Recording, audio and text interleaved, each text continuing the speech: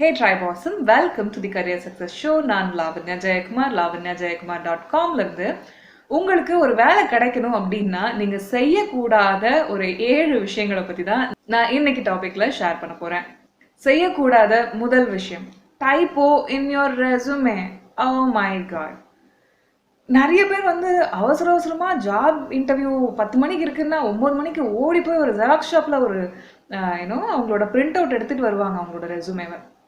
பெரிய தப்பு. நீங்கள் கடைசி நேரத்தில் நிறைய அப்டேட்ஸ் பண்ணியிருப்பீங்க உங்கள் ரெசுமேல, இல்லைன்னா உங்கள் ஃப்ரெண்டோட ரெசுமே பார்த்து அப்படியே காப்பி அடிச்சு போட்டிருப்பீங்க.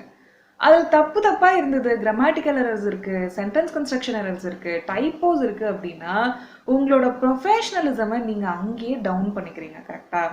ஏன் இதை நம்ம செய்கிறோம்? நமக்கு ஒரு ஜாப் வேணும், அந்த இன்டர்வியூ அட்டன் பண்ணணும் அப்படின்றது நம்ம குறிக்கோள் இல்லைல்ல, நம்ம ஜாப் வேணும் அப்படின்றதுனா நம்ம குறிக்கோள்.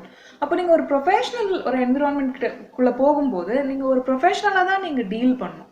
அதுக்கு டைப்போஸ் எல்லாம் இருக்கக்கூடாது உங்கள் ரெஸ்யூமேல. இரண்டாவது, லிமிட்டிங் யுவர் ஜாப் சர்ச். ஒரு ஜாப் சர்ச் நீங்கள் ஆன்லைனில் தேடுறீங்க, நாக்ரி, டைம்ஸ் ஜாப்ஸ், இல்லை மான்ஸ்டர், எதில் நீங்கள் தேடுறீங்க அப்படின்னாலுமே கொஞ்சம் ஓப்பன் அப் பண்ணுங்க அந்த சர்ச் டேர்ம்ஸை. நீங்கள் உங்களுக்கு 5 வருஷம் எக்ஸ்பீரியன்ஸ் இருக்குது இந்த ஒரு பர்டிகுலர் டொமைனில், இல்லை இந்த ஒரு பர்டிகுலர் டெசிக்னேஷனில் நீங்கள் இருக்கீங்க அப்படின்னா அந்த ரெக்ரூட்டரோ இல்லை அந்த கம்பெனியோ உங்களோட டெசிக்னேஷனுக்கே வேற ஒரு பேர் வச்சுருப்பாங்க. குரூப் மேனேஜர், ப்ராஜெக்ட் மேனேஜர் அப்படின்றவங்க டீம் ஹெட் அப்படின்ட்டு இன்னொரு கம்பெனியில் போட்டிருப்பாங்க. நீங்கள் டீம் ஹெட்னு போட்டு அந்த ஜாபை தேடக்கூடாது. ஸோ அந்த மாதிரிலாம் நீங்கள் கொஞ்சம் ஓப்பன் அப் பண்ணி கரெக்டான இண்டஸ்ட்ரி கீவேர்ட்ஸ், என்னென்னலாம் இந்த ஜாபுக்கு டைட்டில் வேறு வேறு கம்பெனியில் இருக்குது அப்படின்றதையும் கொஞ்சம் தேடுங்க. உங்களுக்கு 5 வருஷம் எக்ஸ்பீரியன்ஸ் இருக்குது அப்படின்னா சில கம்பெனியில் 4 வருஷத்தையும் ஆக்செப்ட் பண்ணிப்பாங்க, சில கம்பெனியில் 6 வருஷம் 7 வருஷம் கேட்டும் உங்களுக்கு அந்த கேப்பபிலிட்டி இருக்குது, 5 வருஷம் எக்ஸ்பீரியன்ஸ் ஆனவருக்கே இந்த ஒரு பொட்டென்ஷியல் இருக்குது அப்படின்னு ஃபீல் பண்ணாங்கன்னா உங்களை கண்டிப்பாக அவங்க இன்டர்வியூக்கு கூப்பிடுவாங்க. நீங்களே ஏன் உங்களோட எக்ஸ்பீரியன்ஸ் அளவுக்கு மட்டும் போட்டு உங்களோட ஜாப் சர்ச்சை கம்மி பண்ணிக்கிறீங்க? கொஞ்சம் இங்கே பாதி அங்கே பாதி உங்கள் சேலரி ரேஞ்ச்லையும் சரி, எக்ஸ்பீரியன்ஸ்லையும் சரி, அந்த கீவேர்ட்ஸ் எல்லாம் மிக்ஸ் அண்ட் மேட்ச் பண்ணுறதுலையும் சரி, அதாவது உங்களோட டெசிக்னேஷன், ஜாப் டெஸ்கிரிப்ஷன், அதில் கேட்டிருக்க விஷயங்கள் எல்லாம் கொஞ்சம் ஓப்பன் அப் பண்ணி விட்டீங்க அப்படின்னா கண்டிப்பாக உங்களோட இன்டர்வியூ கால்ஸ் அதிகமாக வரும். மூன்றாவது, நீங்கள் பண்ணக்கூடாத பெரிய தப்பு என்ன தெரியுமா? கான்ட்ரடிக்டிங் யுவர் செல்ஃப், அதாவது முரண்பாடாக பேசுறது. சில இன்டர்வியூஸ் பார்த்துருப்பீங்க, ஃபர்ஸ்ட் லெவல் ஒரு அட்மின் ஹெச்ஆர் எடுப்பாங்க, அடுத்த லெவல் அந்த டெக் டீம்லேயே மேனேஜரோ இல்லை அந்த டெக் டீமில் வேற ஏதோ டீம் மெம்பரோ எடுப்பாங்க. அடுத்த டெசிஷன் மேக்கிங் ஒரு ஹெச்ஆர் மேனேஜரோ இல்லை அவங்க பாஸே கூட மீட் பண்ணுவாங்க. இந்த 3 டிஃப்ரெண்ட் ஆட்களை நீங்கள் சந்திச்சிருப்பீங்க. அவங்க எல்லாருமே பார்த்தீங்கன்னா சில சமயங்களில் ஒரே மாதிரி கேள்வி கேட்பாங்க, இல்லைனா உங்களோட கான்வர்சேஷன் ஒருத்தர் கூடவும் கொஞ்சம் மாறுபடும் போது அந்த கான்வர்சேஷனை கொண்டு போகிற மாதிரியே கேள்விகள் கேட்பாங்க. லாஜிக்கல் திங்கர்னா அந்த ஹெச்ஆர் வேற மாதிரி ஹேண்டில் பண்ணுவார், எமோஷனல் திங்கர் அந்த பாஸ், அந்த ஆண்டர்ப்ரனராக இருக்கார், சிஇஓ இருக்காருன்னா அவர் வேற மாதிரி உங்களை கேள்விகள் கேட்பாரு. கரெக்டாக? உங்களுக்கு என்னன்னா, நான் இந்த பதில் இவங்ககிட்ட சொல்லிட்டேன் அப்படின்றது, அந்த இன்டர்வியூ நான் கம்ப்ளீட் பண்ணிட்டேன் அப்படின்னு தான் இருக்குமே தவிர, ஆனால் அவங்க எல்லாரும் அந்த 3 பேரும், அந்த ஹெச்ஆர், முதல்ல நீங்கள் சந்திச்சவங்க, அடுத்ததாக சந்திச்ச டீம் மெம்பர், அதுக்கப்புறம் சந்திச்ச பாஸ், எல்லாரும் ஒரே கம்பெனியில் தான் இப்போ வேலை பார்த்துட்டு இருக்காங்க. அவங்க ஒன்றா மீட் பண்ணி பேசுவாங்க.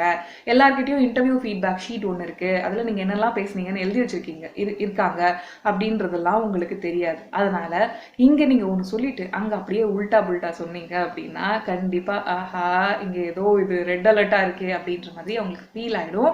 அதனால் உங்களையே முரண்படுத்திக்காதீங்க. நீங்கள் ஒரு விஷயத்தை ஷேர் பண்ண போகிறீங்க அப்படின்னா அது கன்சிஸ்டண்டா இருக்கிற மாதிரி பார்த்துக்கோங்க. அதாவது அந்த கருத்து கன்சிஸ்டண்டா இருக்கட்டும், இல்லை அந்த ஆன்சர் நீங்க சொல்ற விஷயம் ஒருத்தர்கிட்ட ஒன்று மாற்றி மாற்றி சொல்லிட்டு இருக்காதீங்க. நான்காவதா நீங்க செய்யவே கூடாத விஷயம் என்னன்னா, இன்சல்ட்டிங் ஃபார்மர் எம்ப்ளாயர், இல்லை இப்போ இருக்க எம்ப்ளாயரே கூட. இப்போ நீங்கள் ஒர்க் பண்ணிட்டு இருக்கீங்க அப்படின்னா என்ன ரீசனுக்காக நீங்கள் இந்த ஜாப் எதிர்பார்க்குறீங்க, என்ன ரீசனுக்காக நீங்கள் வேறு கம்பெனிஸில் அப்ளை பண்ணிட்டு இருக்கீங்க, என்ன ரீசனுக்காக நீங்கள் ஜாப் மாறுறீங்க, எந்த ரீசனுக்காக இந்த கம்பெனியை விட்டுட்டு வந்தீங்க, இந்த மாதிரி எல்லா கேள்விகளுக்குமே நீங்கள் கொஞ்சம் பாசிட்டிவ் ஆன்சர்ஸை கட்டமைச்சு வச்சுக்கணும். எந்த காரணத்தை முன்னிட்டும் என்னோட பாஸ் ஒரு இரிட்டேட்டிங்கான பாஸ், என்னோட பாஸ் சரி கிடையாது, என்னோட பாஸோட கேரக்டர் சரி கிடையாது, என்னோட கம்பெனியோட சூழ்நிலை சரி கிடையாது, என்னோட கம்பெனியோட ஃபினான்ஷியல் ஸ்ட்ரக்சர் சரி கிடையாது, அங்கே ஏதோ தப்பு நடக்குது, இந்த மாதிரி நீங்கள் பேசவே கூடாது. ஏன்னா இங்கேயும் வந்து இதே மாதிரி தான் வார்த்தைகளை நீங்கள் கையாளுவீங்க அப்படின்றது தான் நாம் நினைப்போம் இல்லையா? ஒரு இன்டர்வியூவர் நினைப்பாங்க. உங்கள் பழைய எம்ப்ளாயர் கூட நீங்கள் பயங்கரமாக சண்டை போட்டு குழாயடி சண்டை லெவலில் அங்கே நடந்திருந்தாலுமே கூட நீங்கள் அந்த லெவலில் வந்து ரொம்ப இறங்கி அவங்கள வந்து தரம் தாழ்த்தி பேசக்கூடாது. அது இன்டர்வியூ நாகரிகம். அதை கண்டிப்பாக நீங்கள் கையாளணும். 5வது, underdoing or overdoing your appearance. அண்டர் டூயிங்னா ஷேவே பண்ண மாட்டாங்க, கசங்கி போட சட்டை போட்டிருப்பாங்க, இதுக்கு ஷர்ட்டுக்கு பேண்ட்டை மேட்ச் பண்ணியிருக்க மாட்டாங்க, அவங்களோட அப்பியரன்ஸில் வந்து அவங்க வந்து எந்த கேரும் பண்ணியிருக்க மாட்டாங்க. அதுவும் தப்பு. இன்னொன்று, ரொம்ப ஓவராக பண்ணுறது. ஓவராக அன்னைக்கு தான் இந்த புது சென்ட் வாங்கி வச்சுருக்கேன், அதாவது நம்ம எப்படி ஒரு அக்கேஷனுக்காக ஒரு ஃபெஸ்டிவலுக்காக நான் இந்த ட்ரெஸ் எல்லாம் வாங்கி வச்சுருக்கேன் அப்படின்ற மாதிரி அதுக்குன்னு ஒரு சென்ட்டு எல்லா விஷயமும் வாங்கி வச்சுருப்பேன், ஆக்சசரி பயங்கரமாக அந்த சென்டெல்லாம் போட்டுட்டு போயிருப்பாங்க. அதே மாதிரி டாட்டூ போடுறது, நீங்கள் டாட்டூ போட்டிருந்தீங்கன்னா கூட அது கவர் பண்ணுற மாதிரி ட்ரெஸ் போட்டுக்கோங்க.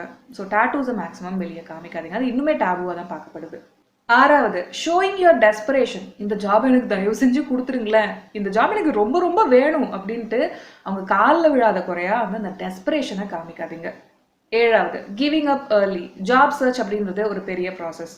நீங்கள் கம்பெனிலேருந்தே தேடுறீங்க அப்படின்னா கொஞ்சம் சீக்கிரமாக உங்களுக்கு ஜாப் கிடைக்கும். நீங்கள் ஜாபை விட்டுட்டு தேடுறீங்க அப்படின்னா உங்களுக்கு கொஞ்சம் டிலே ஆகும். அதாவது ஃபார் எக்ஸாம்பிள், நீங்கள் கிச்சனில் நின்றுட்டுருக்கீங்க, உங்கள் கண்ணு முன்னாடி ஒரு தோசை தவா இருக்குது, நீங்கள் தோசை எடுத்து ஊற்றுறீங்க, அந்த தோசை வேகிறதுக்காக வெயிட் பண்ணுறீங்க அப்படின்னா உங்களுக்கு அந்த அளவுக்கு அந்த பெயின் தெரியாது. அது ஒரு தோசை ரெடி ஆகும்போது ரெடி ஆகும் அப்படின்னு சொல்லிட்டு இமேஜின். அந்த தோசை கல் மேலேயே அது ரெடியாகிற வரைக்கும் உங்கள் கையை வச்சுருக்கீங்க அப்படின்னா ஐயோயோ அப்படின்ட்டு ஒரு செகண்டும் உங்களுக்கு வலிக்கும். கரெக்டாக அந்த தோசை ரெடி ஆகிறது வந்து அது 1 நிமிஷமே இல்லை 30 செகண்ட்ஸே ஆனாலும் அது ஒரு யுகம் மாதிரி உங்களுக்கு தெரியும். அந்த மாதிரி தான் நீங்கள் வேலையில் இருந்துக்கிட்டு ஒரு ஜாபை சர்ச் பண்ணுறதும் வேலையில் இல்லாமல் அந்த ஜாபை சர்ச் பண்ணுறதும். ஸோ உங்களுக்கு ரொம்ப ரொம்ப ப்ரெஷராக தெரியும். அதே 30 செகண்டோ 1 நிமிஷமும் அந்த தோசை எக்ஸாம்பிள் தான், அது எவ்வளோ ப்ரெஷராக உங்களுக்கு ஃபீல் ஆகும்ல நீங்கள் அந்த ஜாப்ல இல்லாத போது அந்த ஜாப் சர்ச்சில் ஈடுபடுறது அப்படின்றது. ஸோ ஜாப் சர்ச்சில் நீங்கள் இருக்கும்போது 30 நாளில் உங்களுக்கு ஒரு ஜாப் கிடைக்குது அப்படின்னா நீங்கள் இல்லாமல் வெளியே தேடும்போது உங்களுக்கு அது 90, 120, 6 மாதம் கூட ஆக சான்ஸ் இருக்குது. அதனால அந்த ஜாப் சர்ச் ப்ராசஸை ரொம்ப குறுகிய காலமாக மைண்டில் எடை போட்டுறாதீங்க. எனக்கு ஸ்கில் இருக்குது, எனக்கு மைண்ட் செட்டும் ஸ்ட்ராங்காக இருக்குது அப்படின்னா கண்டிப்பாக உங்களுக்கு 10 நாள்லேயும் கிடைக்கலாம், ஏன் 2 நாள்லேயே கூட ஜாப் எல்லாம் கிடைக்கலாம். அது மேட்டரே கிடையாது. உங்களுக்கு கிடைச்சிருச்சுன்னா சந்தோஷம். ஆனால் கிடைக்காத பட்சத்தில் இது வந்து ஒரு லாங் ப்ராசஸ் அப்படின்றத மட்டும் மைண்டுக்கு கொடுத்துக்கோங்க. அது உங்களுக்கு உங்களோட ஸ்ட்ரெஸ்ஸை மேனேஜ் பண்ணுறது, அதாவது அந்த ஜாப் சர்ச் ஸ்ட்ரெஸ்ஸை மேனேஜ் பண்ணுறதுக்கு ரொம்பவே ஹெல்ப்ஃபுல்லாக இருக்கும். உங்களுக்கு ஒரு நல்ல வேலை கண்டிப்பாக கிடைக்கணும்னு நினச்சா நீங்கள் செய்யக்கூடாத முக்கியமான 7 விஷயங்கள் இது எல்லாமே, அதெல்லாம் நீங்கள் செய்யவே மாட்டீங்க அப்படின்றத நம்புகிறேன். இப்போ நம்ம இன்டர்வியூ மாஸ்டரி அப்படின்ற ஒரு கோர்ஸில் நான் ஒர்க் பண்ணிருக்கேன். அது உங்களை மே 7ஆம் தேதி வந்தடையும். lavanyajaykumar.com தளத்தில் மே 7ஆம் தேதி லான்ச்க்கு நான் பிளான் பண்ணியிருக்கேன். இன்டர்வியூ மாஸ்டரி உங்களோட ஜாப் இன்டர்வியூஸை ஜாப் ஆஃபர்ஸாக மாற்றுறதுக்காக உங்களுக்கு ஹெல்ப் பண்ண போது. ஃப்ரெஷர்ஸ்லேருந்து ரொம்ப சூப்பர் சீனியர்ஸ் வரைக்கும் நம்ம இன்டர்வியூ மாஸ்டரியில் வந்து இணையலாம். உங்களோட இன்டர்வியூ ப்ரிப்பரேஷன் கேமை செம்மையாக தூக்கி நிறுத்த போது என்னோட இவ்வளோ வருஷ எக்ஸ்பர்டீஸையும் வந்து அந்த இன்டர்வியூ மாஸ்டரி ப்ரோக்ராமில் நான் கொட்டி அதை அப்படியே ரொம்ப சூப்பராக ஒரு ப்ராடக்டாக க்ரியேட் பண்ணிட்டு இருக்கேன். ஸோ இன்டர்வியூ மாஸ்டரியோட சிலபஸ், ப்ரீ புக்கிங் எல்லாத்தையுமே நான் உங்களுக்கு சீக்கிரமே ஷேர் பண்ணுறேன். நீங்கள் என் கூட இன்டர்வியூ மாஸ்டர்லையும் வந்து இணைவீங்கன்றதை நான் ரொம்பவே நம்புகிறேன். உங்களுக்கு இன்டர்வியூவில் சக்ஸஸ் வேணும் அப்படின்னு நினச்சிங்கன்னா கண்டிப்பாக இந்த 7 மிஸ்டேக்கையும் செய்யாதீங்க. அதுக்கப்புறம் என்னோட இன்டர்வியூ மாஸ்டர்லையும் வந்து இணையுங்க. இன்னொரு கரியர் சக்ஸஸ் ஷோவில் நம்ம கண்டிப்பாக மீட் பண்ணுவோம். அது வரைக்கும் லாவண்யா ஜெயக்குமார்.